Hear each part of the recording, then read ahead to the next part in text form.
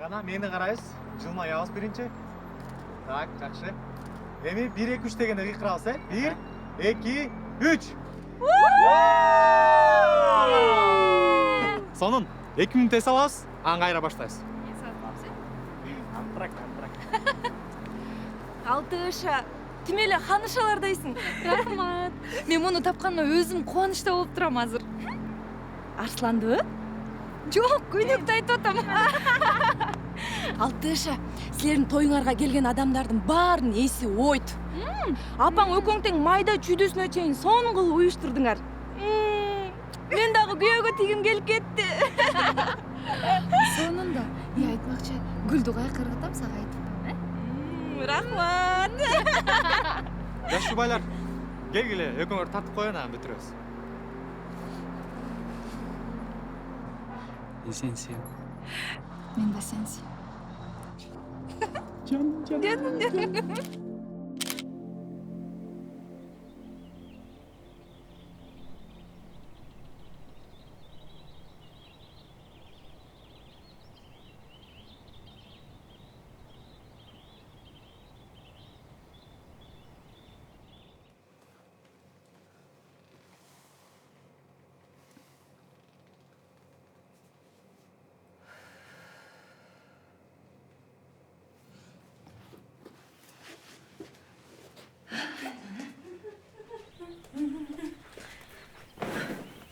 Арслан, тур. Ушунча да уктайсыңбы деп түшүнбөйм сени. Мен саат 3-кө чейин иштедим. Мына ушу сенин жумушуң деп атып, менен сүйлөшпөй да калдың сен.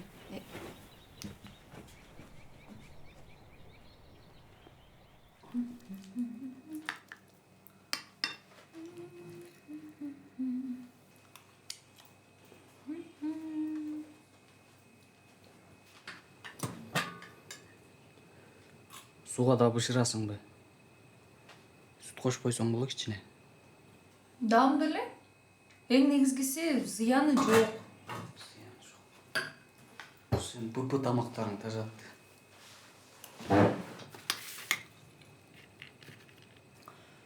Эми сен баары бир апаңдыкына барасың да. Мына ошо жерге барганда майлуу тамак жеп ал. Каалашып. Сен апамды жайына койчу. Акыркы убакытта мен менен сүйлөшкөндөн көрө апам менен көбүрөөк сүйлөшүп атасың го.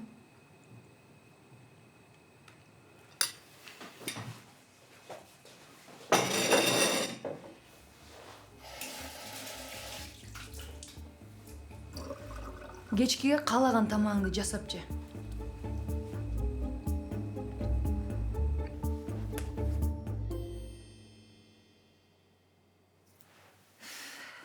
Ушул бут кийимди ордуна коюп коюу сен үчүн оорбу?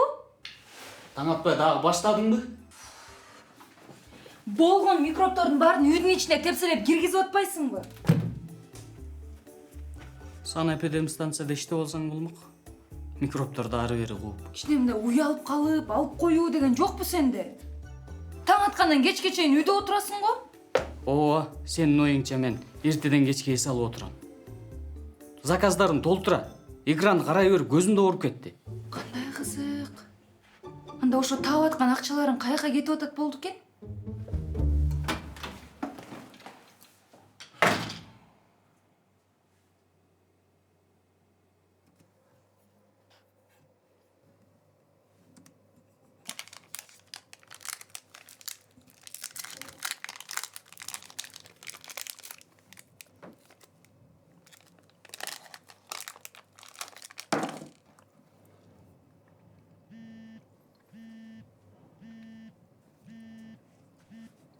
Алло.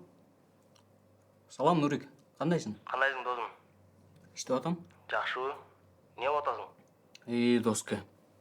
Иш көп. Сайтты тез бүтүрүшүм керек болуп атат, акча керек. Кечинде жокпайлыбы, бир сөздөр бар эле. Ооба. Анан сен келсең жакшы болмок. Жолдон бир дагымдуу бир нерсе ала келчи. Суранычы. Макул. Жарайт. Сүйлөштүк.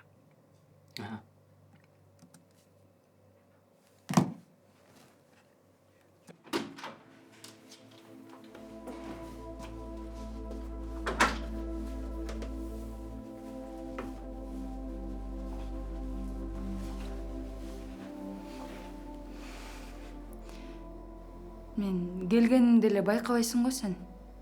Алды экрандан башыңды көтөрөсүңбү сен деги я? Кечирип койчу. Байкабай калдым.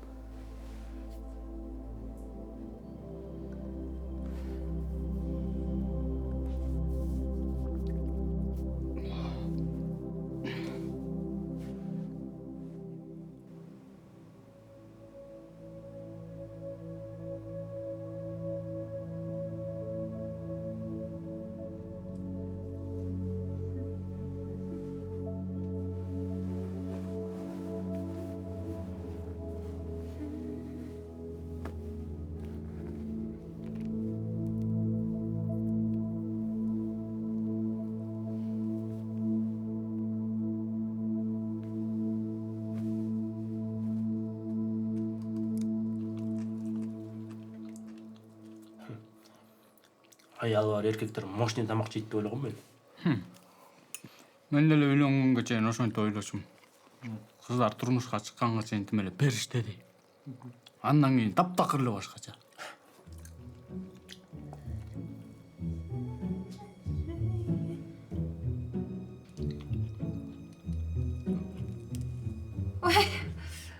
Кандайсың?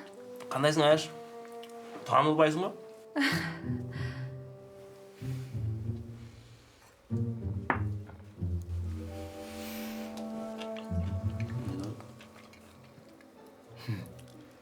Маска.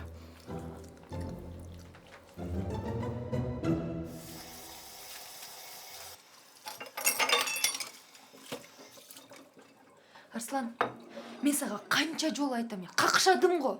Үйгө киши келерде мага айтып кой деп. Эми жанагы досуң мени ушундай кебетем менен көргөн туурабы? А мен сени дайыма ушундай кебетең менен көрүп турганым туурабы?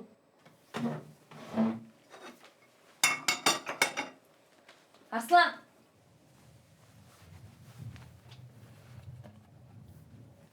Я, эмне экен кебетем менен? Суранам болдучу, мен иштешим керек. Эмне эле сөздөн качып атасың? Бардык нерсени өз убагында чечиш керек деп атпайбы? Себеби мен сага окшоп ажылдашкым келбейт.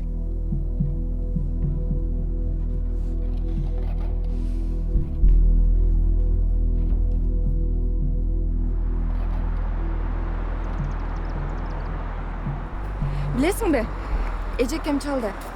Нурик ага чалып, мен манжамдын размерин сураптыр. Ошондо эмне Нурик сенин кылың сураган атабы? Ошондойго? А сен эмне мен үчүн сүйүнгөн жоксуңбу? Мерим, туура түшүн. Мындай кыз жигит болуп жүргөндө баары эле сонунда. Ал жанталашып сенин көңүлүңдү алат, сүйөм дейт, белектерди алып берет, баардык нерсени кылат да. Анан эле турмушка чыкканда баардык нерсе өзгөрүп калат. Сүйүү дагы өчөт экен. Бирок сен кейбе? Кайдан билебиз, балким Нурик экөөңдүкү таптакыр башкача болуп кетет. Мода.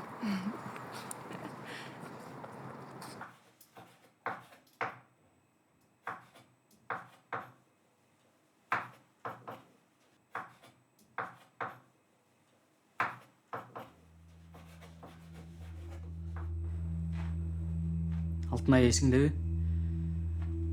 Сен Турцияга барганга акча чогулттум деп айткансың.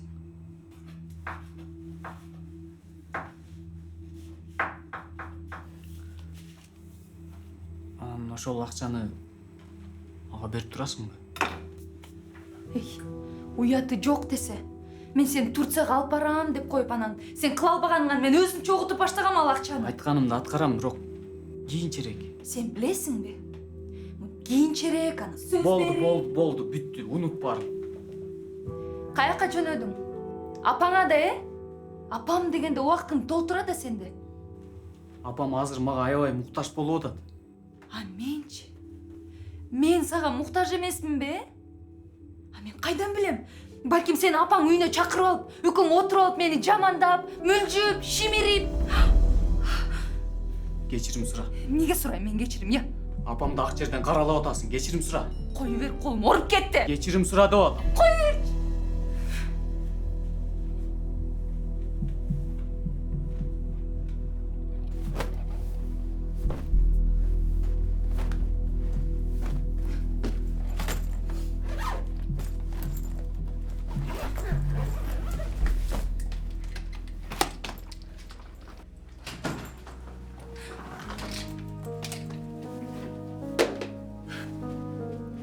Сен кайка? Менин атам апама кол көтөргөндө апам үйдөн кетип калган болчу. Эгерде менин күйөөм мага бир жолу кол көтөрсө, мен ошол үйдө турбайм, мен кетем деп өзүмө сөз берген болчумун. Могу кылганың туурабы? Могу кылганың карачы, могу кылганыңды. Ушунда туурабы ушуну? Мен орутайын деген эмесмин. Жөнчү. Эмне болуп кеткенин өзүм да түшүнбөй калдым. Сен дайыма менин көңүлүмдү эмне кылып орутканыңды билбей каласың.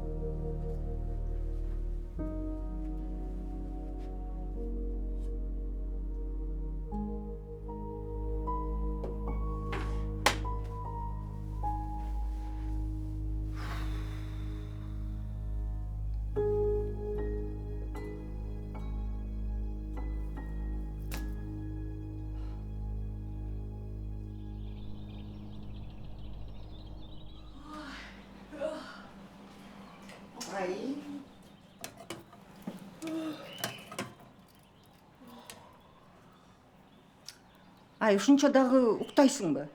Жумушка кеч келсиң да. Апа, түнү бою уктай албай чыктым мен. Жумуштан без содержания алган болчумун. Ай.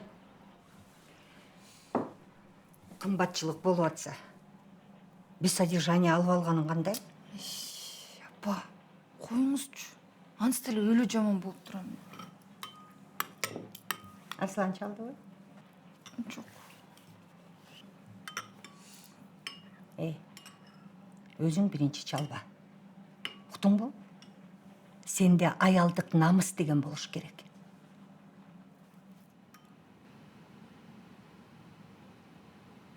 Дагы эмнени үйрөтүп жатасың? Же аялдык намыс сенин турмушуңда эмне кылганын унутуп калдыңбы? Коюңуз жата. Силер эмнени айтып атасыңар? Ата. Ой, столдун үстүнө койбоңуз деп канча айтам? Үйдүн баарына микроб каптап атпайбы? Ой, жок дегенде сүт кош койсоң болот. Мен муну кантип жейм мен?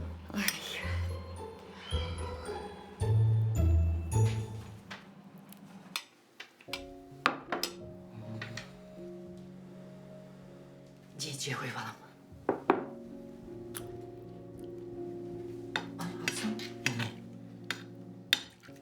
Аныктай түшкөнсүң. Баары жана ПП деген тамакта. Ал эмнескен?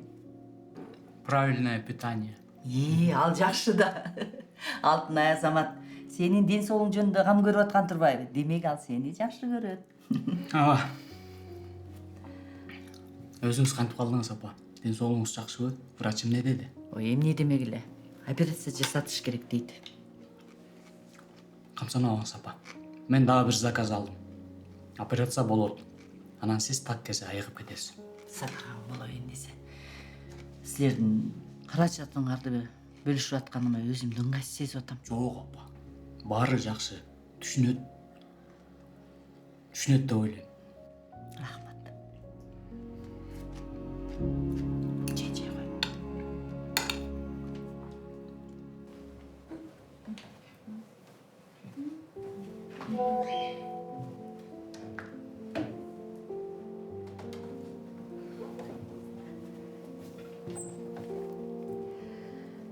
Жооп берем деген оюңа да келбесин. Апа, Ал деген сенден кечирим сурап, тизелеп, чөгөлөп кечирим сураш керек. СМС жазбай.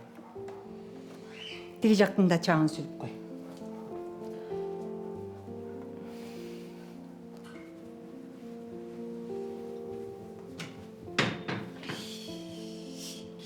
эмненин баарын салып салышкан я?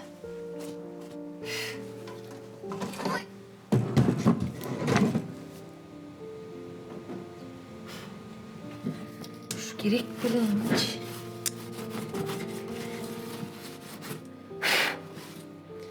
Ыргытып эле салыш керек.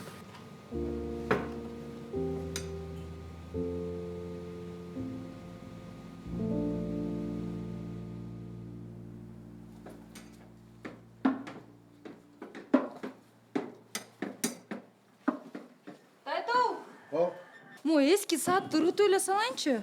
Мунун ордуна жапжаңы саат алып берем. Айланайын, азыркы жаштар кандайсыңар деги.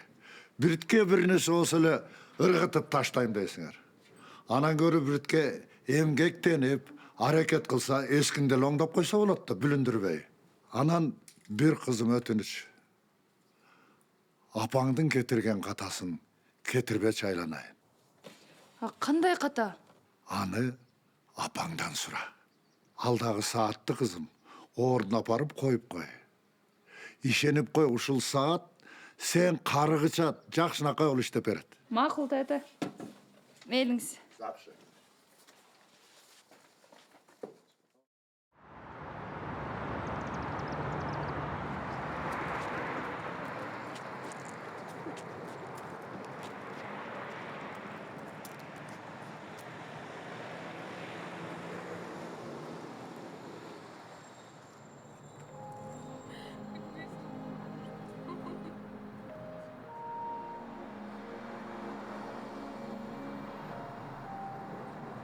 Арслан? Сен мени эмне үчүн сүйүп калдың эле? Сен менин жашоомду өзгөрттүң. Ар бир нерсеге кубанганды үйрөттүң. Чынын айтсам, мен эми сенин күлкүңсүз жашай албайм.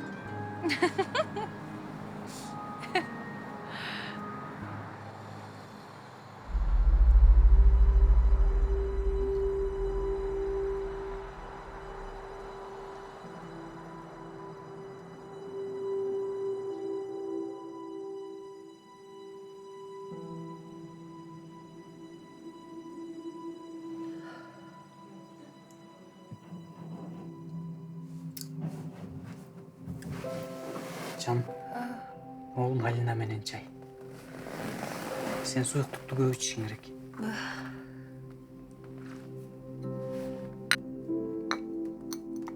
İç.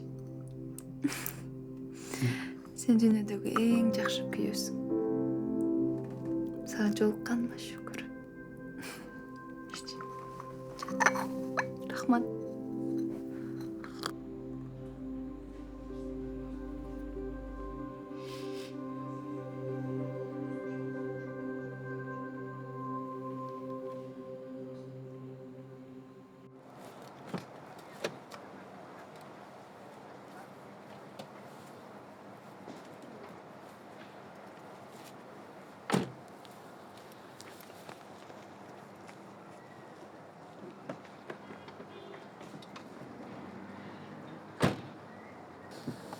Жакшы УЗИ таптым апа. Эми сизди жакшылап текшерип көрөт. Сен де атаңдай өтө камкорсуң балам. Ал экөөбүз жашаган убакта уруш талашты эстесем азыртым эле өкүнөм. Көзү тирүү кезинде сыйлаш керек экен да адамды. Эмне өкүңөр, урушчу белеңер. Ой, менин кыялым чатак эмес беле. Мен деле жаш кыздардай эмнеге мага көңүл бурбайсың, эмнеге мени карабайсың дей берчүмүн да.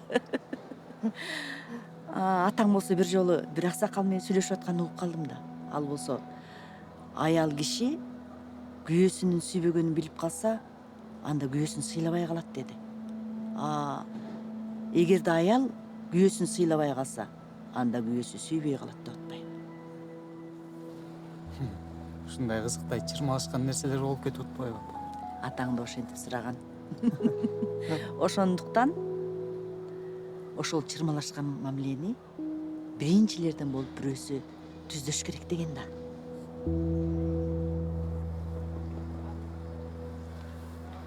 Кеттик эми апа.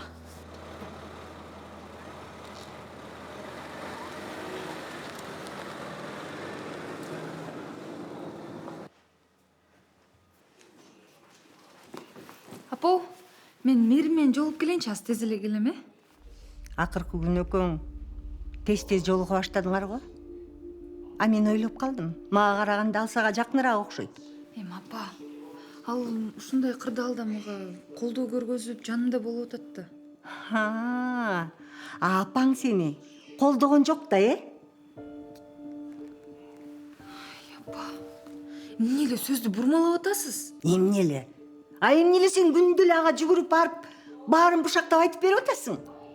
Үйдөгү нерсени сыртка чыгарбаш керек. Жүгүрүп барып эле төкпөй чачпай баарын эле айта берип. Мен өзүң жумшак сенин. А сизчи өзүңүз өмүр бою мени тууралап эле, бурмалап эле өзгөрткүңүз келет.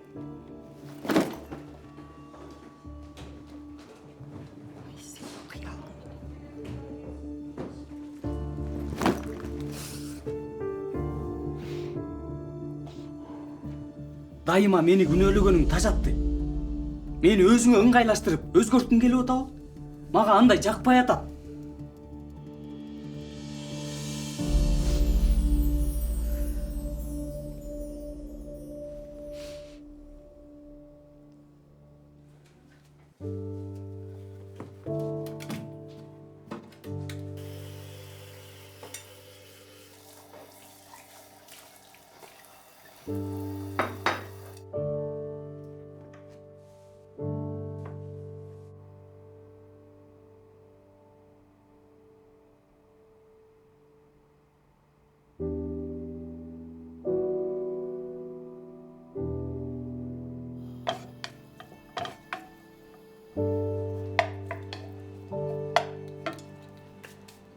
Сен эмне кылып атасың? Мен пайдалуу зыяны жок тамакты жасап койгом. Таят ама биздин тамагыбыз жакпай атат апа. Ошого ага өзүнчө даярдап аткан.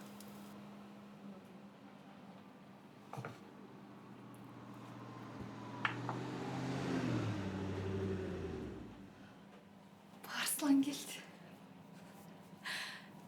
Сен чыкпайсың. Мен өзүм сүйлөшөм.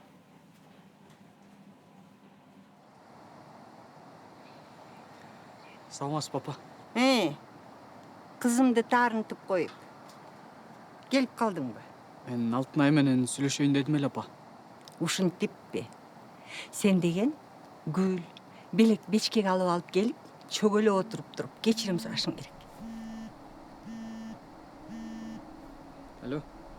Эмне? Баратам. Ай, сен кайда?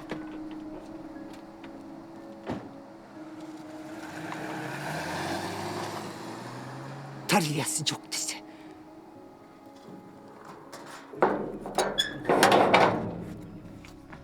Апа, не деп салдыңыз ага? Өз тағдырыңды талқалағаның аскер келсіп, эмне муну кызыңдын тағдырын да бүлүндүрөйүн дедиңби?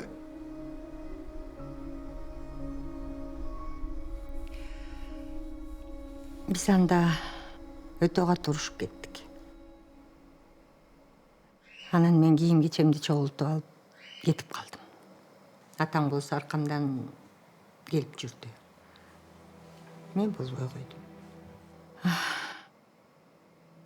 Анан ар ким эле эмне чогуу жашабайсыңар, эмне болду дей бергенден ал мени урат деп айтып салдым.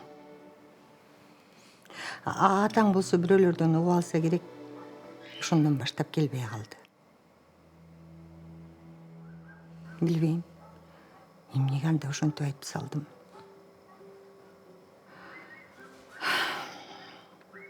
Мени үйрөткөн киши болгон жок да. Кызым, ушу кээде ойлоном да. Биз сенин тоюңа аябай даярдык көрдүк. Көнөгүңдү көйкөлтүп, майда чүйдөсүнө чейин, менюга чейин даярдык көрдүк. А бирок мен сени үй бүлөлүк жашоого камдалаптырмын, кызым.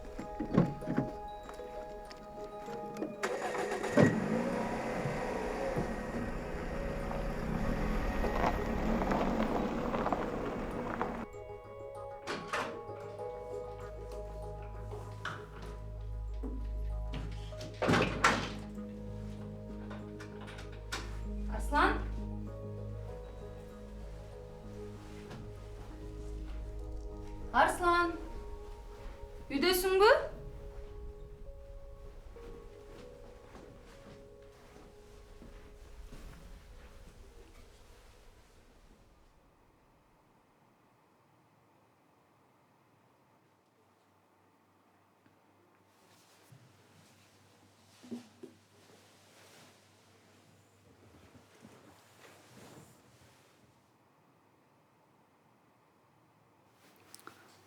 Алло. Алло, Нурик, кандайсың? Эме, Арслан сен менен эмес беле? Жүтө телефонуна чалып ала албай атам. Ал больницада. Не? Эмне бир нерсе болду? Апасы скорый менен алып кетишиптир. Я. Мен сага эчтеке айткан жокмун. Нурик, токтосоң?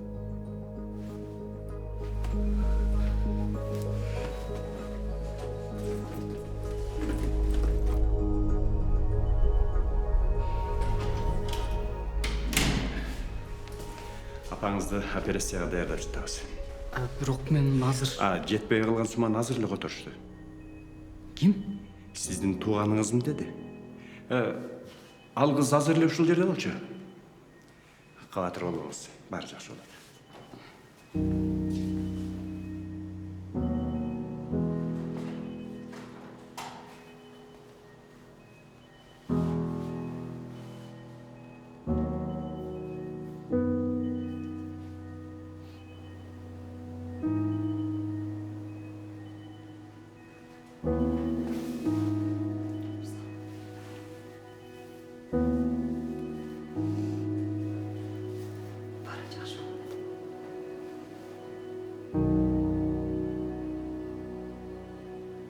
Ар ким адегенде тою укмуш болушун каалайт. А бирок мыкты жубай болууну эстен чыгарышат. Той болот, тойдун эртеси да болот дегендей баары өтөт. Бирок башталышы эмес, аягы жакшы болуу зарыл.